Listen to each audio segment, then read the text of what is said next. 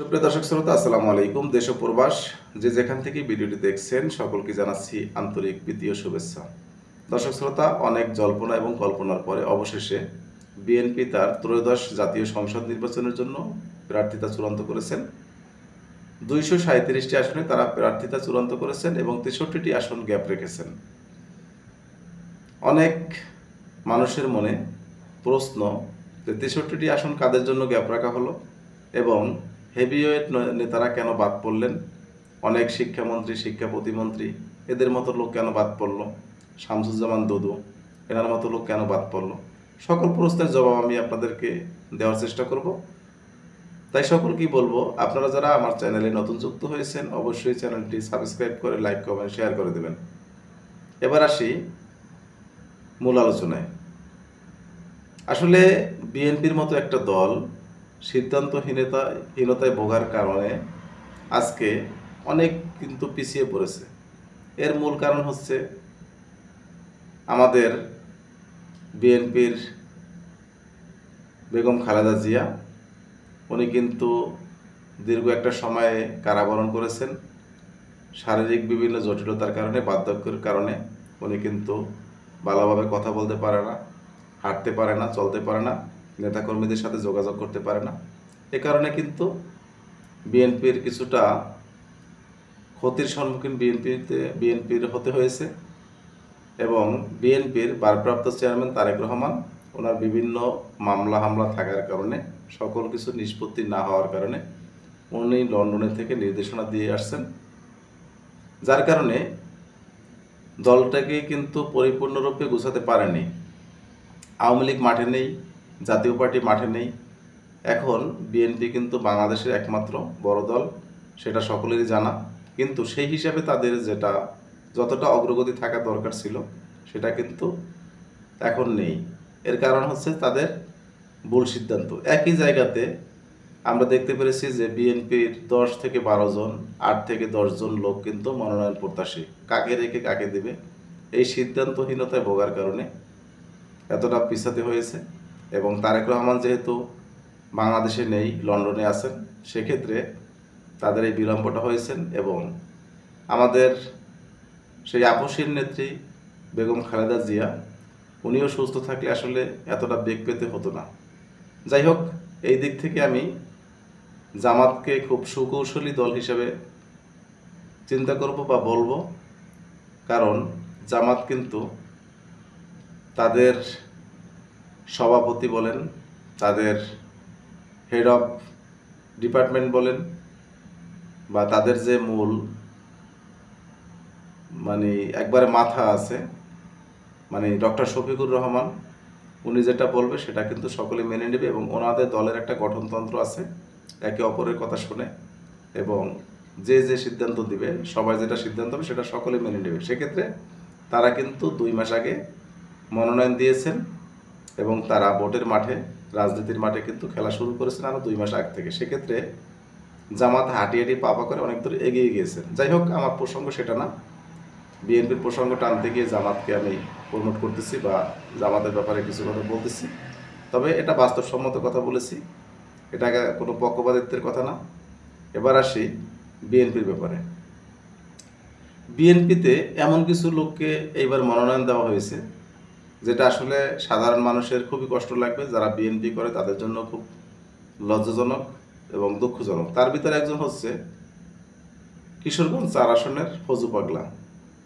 এই ফজু পাগলা একসময় আওয়ামী লীগ ছিল, পরবর্তীতে বিএনপিতে এসে তিনি খোলস চেঞ্জ করেছেন। কিন্তু আমি অনেক আগে একটা ভিডিওতে বলেছিলাম যে সাপ যদি কখনো খোলস চেঞ্জ করে তাহলে কিন্তু জাতি সাপ কিন্তু দোরা সাপ হয়ে যায় না।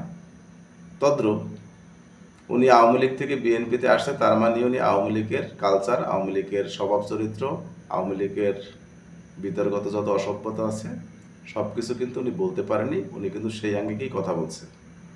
ওনাকে কিন্তু সাময়িকভাবে দল থেকে 3 মাসের জন্য বহিষ্কার আদেশ দেওয়া হয়েছিল। উনি কিন্তু সাময়িক বহিষ্কার হয়েছিলেন, কিন্তু পরবর্তীতে অদৃশ্য কোনো শক্তির কারণ হোক বা যে কোনো কারণেই হোক তিনি কিন্তু মনোনয়ন পেয়েছেন। এখন তারেক রহমান সাহেব বা আপসীর নেত্রী খালেদা জিয়া কেন ওনাকে মনোনয়ন দিলেন সেটা আমার বোধগম্য নয়। ওনার জায়গায় যদি একটা কলা গাছকেও বিএনপি থেকে দাঁড় করানো হতো, আমি মনে করি সেটা ভালো ছিল। যাই হোক, সেটা তাদের ব্যক্তিগত ব্যাপার, তাদের রাজনৈতিক ব্যাপার। এবার আসি মূত্র বিশেষজ্ঞ শামসুজ্জামান দুদু। ওনাকেও কিন্তু নমিনেশন দেওয়া হয়নি, আর ওনাকে দেয় না এজন্য বিএনপির যারা আছে তারা হাজারো খুশি, কারণ ওই দুদু যেখান থেকে দাঁড়াবে সেখানে বিএনপি পাশ করার কোনো চান্স নেই। এটা একটা ভালো কাজ করেছে। তবে আরেকজন আছেন রুমিন ফারহানা। এই রুমিন ফারহানা, ওনাকেও কিন্তু নমিনেশন দেওয়া হয়নি। আসলে যখন আওয়ামী লীগ ক্ষমতায় ছিল, রুমিন ফারহানার বিভিন্ন টক শো আমরা দেখতাম। টক শোতে রুমিন ফারহানার কথা শুনে রুমিন ফারহানার প্রতি এবং বিএনপির প্রতি একটা সফট কর্নার কাজ করত, একটা মায়া কাজ করতো, একটা ভালোবাসা কাজ করত। কিন্তু এই 5ই আগস্টের পরবর্তী সময়ে রুমিন ফারহানা এবং ফজলুর রহমান ওরফে ফজু পাগলা, এরা বিএনপিকে নিয়ে, আওয়ামী লীগকে নিয়ে, মানে একই সুতায়, একই সুতার মালা হিসেবে তারা কিন্তু গড়তে চেয়েছিলেন। যার কারণে সাধারণ মানুষ থেকে শুরু করে বিএনপির যারা সমর্থক আছেন তারাও কিন্তু তাদের উপরে ক্ষিপ্ত ছিলেন। সে কারণে কিন্তু তারা এই রুমিন ফারহানাকেও কিন্তু নমিনেশন দেওয়া হয়নি। তো রুমিন ফারহানা এখনও আশাবাদী যে তিনি নমিনেশন পাবেন। তিনি আশা ব্যক্ত করেছেন যে ওখানে যোগ্য প্রার্থী যদি না পাওয়া যায় জোটের, তাহলে কিন্তু তিনি ওখান থেকে নমিনেশন পাবেন, তিনি আশাবাদী। আমি মনে করি যে ওনাকে যদি নমিনেশন দেওয়া হয় বিএনপি থেকে, তাহলে বিপুল ভোটে ফেল করবে। এটা আমার ব্যক্তিগত অভিমত। তবে ফজলু পাগলার ব্যাপারে বলবো যে ফজলু পাগলাকে কেন দেওয়া হলো সেটা আসলে বোধগম্য নয়। এবার আসি আরও 2জন ব্যক্তিকে নিয়ে যারা মন্ত্রী এবং প্রতিমন্ত্রী ছিল। একজন হচ্ছেন এহসানুল হক মিলন, আর একজন হচ্ছেন ওসমান ফারুক। এই 2জন কিন্তু হেভিওয়েট প্রার্থী ছিলেন। ওনাদের নামে সেরকম কোনো অভিযোগ নেই, সেরকম কোনো কোনো বড় ধরনের কোনো দুর্নীতি নেই, এবং দলের বিপক্ষে কোনো কথা বলেছেন সেরকম আমি জানি না। আরেকজন হচ্ছেন মোয়াজ্জেম হোসেন আলাল। উনিও কিন্তু অত্যন্ত ভালো একজন মানুষ, পরিচ্ছন্ন মানুষ। ওনাকে কেন দেওয়া হলো না সেটাও আমার জানা নেই। তো এভাবে কিছু বিতর্ক আছে। আবার অন্যদিকে আর একটা জিনিস শোনা যাচ্ছে যে এনসিপি থেকে তাদের কিছু নেতাকর্মীকে এনে তারা বিএনপির প্রার্থীদেরকে বাদ দিয়ে তাদেরকে জায়গা ছেড়ে দেবে, তাদেরকে জোটে নেবে। সেটা হচ্ছে 1 নম্বরে ঢাকা 10 আসন থেকে নাহিদ ইসলামকে দিবে এবং মাহফুজ আলমকে দেবে লক্ষ্মীপুর থেকে। আর আসিফের জন্য একটা পোস্ট তারা ফাঁকা রাখবে, একটা আসন তারা ফাঁকা রাখবে। সেটার নাম এখনও কিন্তু চূড়ান্ত করা হয়নি। তবে সার্জিস আলম এবং সার্জিস আলমকে কিন্তু নমিনেশন তারা দিচ্ছে না, বা তারা তাদের সাথে নেওয়ার কোনো চিন্তা ভাবনা করতেছে না। তো এই হলো ব্যাপার। যাই হোক দর্শক শ্রোতা, আমি বিস্তারিত আর আলাপ করতে পারবো না, ভিডিওটি অনেক লম্বা হয়ে যাচ্ছে। আপনাদের সংক্ষেপে আমি যেটা বোঝাতে চেয়েছি আপনারা হয়তো বুঝতে পেরেছেন।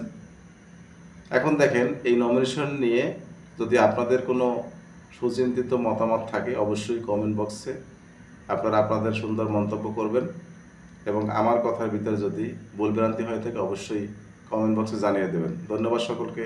আসসালামু আলাইকুম ওয়া রাহমাতুল্লাহ।